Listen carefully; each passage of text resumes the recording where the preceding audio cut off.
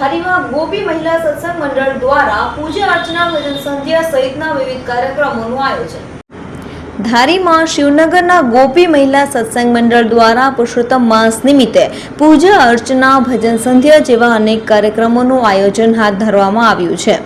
શિવનગરના મહિલાઓ દ્વારા પુરુષોત્તમ માસ નિમિત્તે ભગવાન પુરુષોત્તમ માસની પૂજા, સત્સંગ, અન્નકૂટ, ભજન જેવા અનેક સેવાકીય કાર્યો હાથ ધરવામાં આવ્યા હતા।